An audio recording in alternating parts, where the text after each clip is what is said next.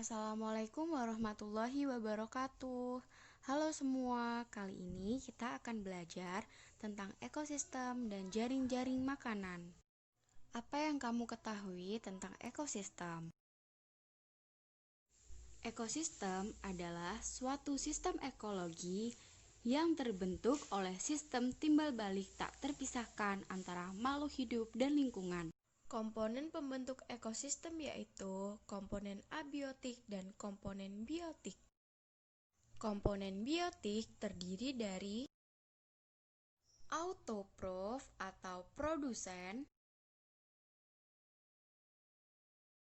heterotrof atau konsumen,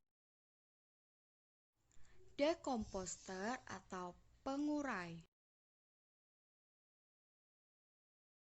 Komponen abiotik terdiri dari cahaya matahari, air, udara, suhu, garam, tanah. Ekosistem tersusun atas individu, populasi, dan komunitas. Individu merupakan makhluk hidup tunggal, contohnya seperti seekor ayam. Populasi adalah kumpulan dari individu sejenis yang menempati suatu tempat tertentu. Komunitas adalah kumpulan dari beberapa populasi makhluk hidup di suatu daerah tertentu. Ada dua macam ekosistem, yaitu ekosistem alami dan ekosistem buatan.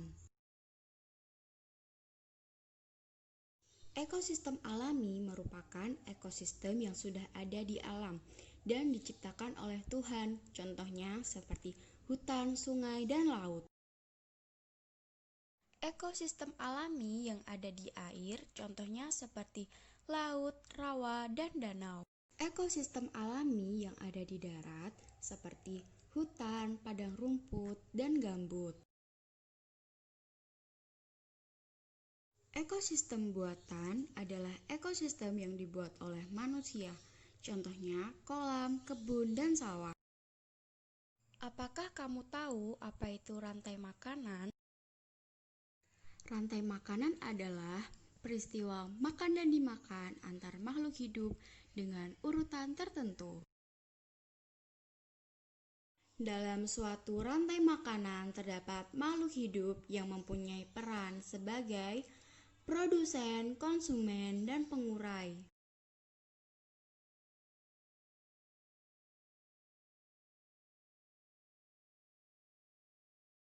Contoh rantai makanan pada gambar berikut ini terdiri dari rumput, belalang, katak, ular, elang, dan pengurai.